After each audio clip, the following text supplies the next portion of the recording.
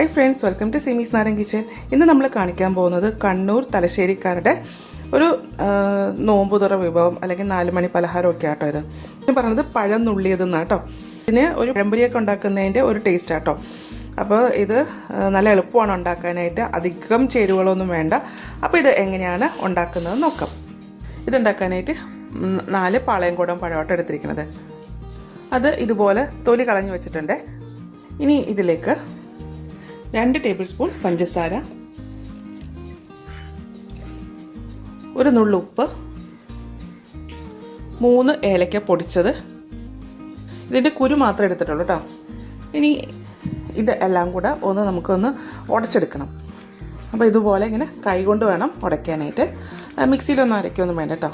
ഇത് ഉണ്ടാക്കാൻ വേണ്ടിയിട്ട് പഴത്തിൻ്റെ ചെറിയ ചെറിയ പീസസ് ഒക്കെ അതിൻ്റെ അകത്ത് ഉണ്ടായിരിക്കണം കേട്ടോ. അപ്പോൾ നല്ല വെണ്ണ പോലെ അങ്ങോട്ടൊന്ന് അരച്ചെടുക്കേണ്ട ആവശ്യമില്ല.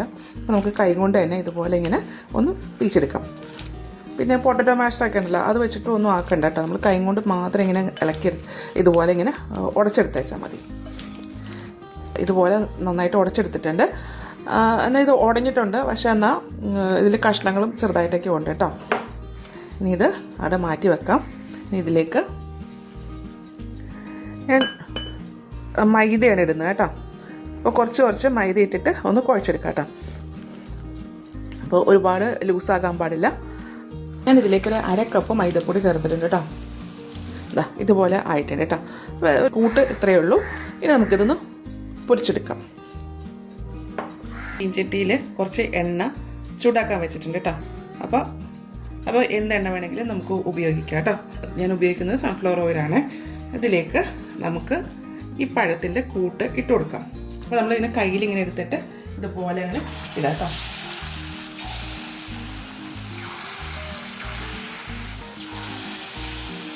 ഇട്ടതിന് ശേഷം ഒന്ന് മറിച്ചിട്ട് കൊടുക്കാം.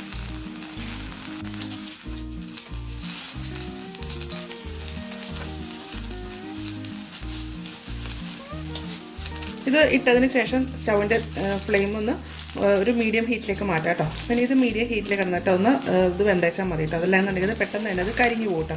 ഇത് മൈദ ഒക്കെ ചേർത്തുണ്ടാക്കുന്നതല്ലേ. ഒരു മീഡിയം ഹീറ്റിലിട്ടിട്ട് ഇതൊന്ന് നന്നായിട്ടൊന്ന് പൊരിച്ചെടുക്കാം. ഇതിപ്പോൾ ആയിട്ടുണ്ട്, നമുക്ക് കോരിയെടുക്കാം.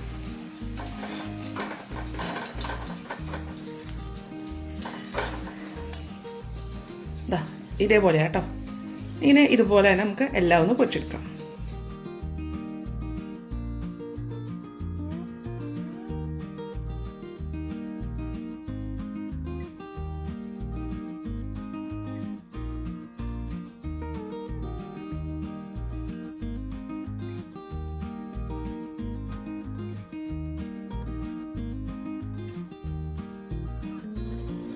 അപ്പോൾ നമ്മുടെ പഴം നുള്ളി പൊരിച്ചത് റെഡി ആയിട്ടുണ്ട് കേട്ടോ.